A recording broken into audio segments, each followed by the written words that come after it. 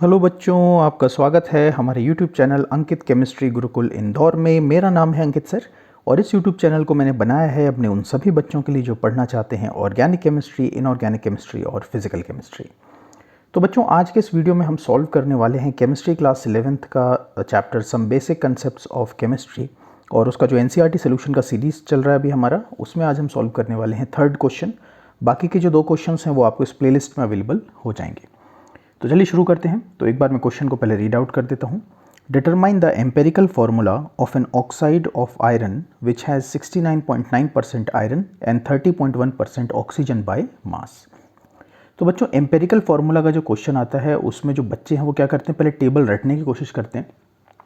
तो उसमें कुछ गलत नहीं है, लेकिन उसके बजाय मैं आपको एक शॉर्टकट यहाँ पर बताता हूँ। सबसे पहले आप जो टेबल बनाएंगे, कॉलम बनाएंगे, उसमें हम लिखेंगे उस एलिमेंट्स जो इस पूरे फॉर्मूला में आने वाले हैं। तो यहाँ पर हमें आयरन दिख रहा है और ऑक्सीजन दिख रहा है, तो एलिमेंट का हम सिंबल यहाँ पर बना लेते हैं। एक हमें आयरन चाहिए और एक यहाँ पर ऑक्सीजन चाहिए। ठीक है, ये हो जाएगा हमारा फर्स्ट कॉलम। उसके बाद अब आपको ये लिखना है कि क्वेश्चन में इनका परसेंटेज बाय मास कितना दिया हुआ है। तो यहाँ पर मैं नेक्स्ट कॉलम सीधी सी क्या बना दूंगा, परसेंटेज बाय मास।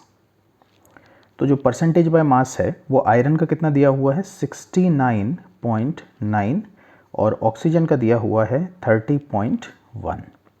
ठीक है। अच्छा, आयरन का एटॉमिक मास हमें मालूम है, ये कैलकुलेशंस में हम 56 लेते हैं और ऑक्सीजन का 16 लेते हैं।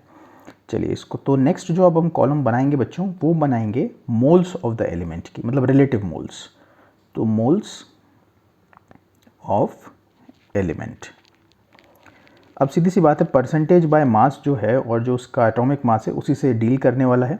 तो आपको क्या करना है, जो इनका परसेंटेज है, जैसे 69.9 इस केस में है, इसे डिवाइड कर देना है इसके एटॉमिक मास से। तो आयरन का एटॉमिक मास कितना होता है, 56। ठीक है। और इसी तरीके से ऑक्सीजन के केस में भी आपको वही करना है। जो उसका परसेंटेज बाय मास है, जो इन दिस केस 30.1 है, इसे डिवाइड कर देना है उसके एटॉमिक मास से। तो ऑक्सीजन का एटॉमिक मास कितना है, 16। ठीक है। अब इस कैलकुलेशन को अगर आप देखें तो यहाँ पर वैसे तो डेसिमल इन्वॉल्व हो रहे हैं, पर आप जो हैं यहाँ से इसको राउंड ऑफ भी कर सकते हैं। तो इसे हम एक तरीके से लिख सकते हैं 70/56 और 30/16।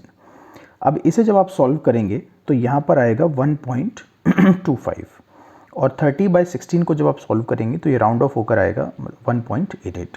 ये ध्यान रखिएगा कि ये जो कैलकुलेशन है इसमें डेसिमल के बाद एटलीस्ट 2 प्लेसेस जो हैं ये हमें इनकॉर्पोरेट करनी है।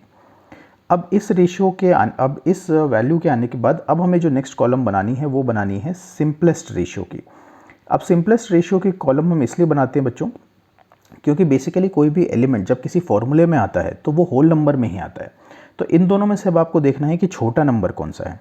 तो सीधी सी बात है, 1.25 छोटा है, तो उसे हम यहाँ पर दोनों से डिवाइड कर देंगे, यानी 1.25 डिवाइडेड बाय 1.25, और 1.88 को भी हम किससे डिवाइड कर देंगे, 1.25 से। तो ये बेसिकली जो है वो हम रेशियोज कैलकुलेट कर रहे हैं। अब इसे आप सॉल्व करेंगे तो यहाँ पर आएगा 1, और इसे आप सॉल्व करेंगे तो यहाँ पर आएगा 1.5। लेकिन ये जो सिंपलेस्ट रेशियो अभी आया है ये अभी भी होल नंबर में नहीं है। तो जो लास्ट हम कॉलम बनाएंगे वो बनाएंगे simplest whole number ratio, whole number ratio. अब इसमें आपको करना ये है कि ये देखिए 1.5 जो बेसिकली है, इसे मैं बेसिकली लिख सकता हूँ 3/2, है ना। तो इन दोनों में हम क्या मल्टीप्लाई करें कि ये दोनों होल नंबर में कन्वर्ट हो जाए। तो सीधी सी बात है, ये 1.5 जो है इसे मैं लिख सकता हूँ फॉर एग्जांपल 3/2।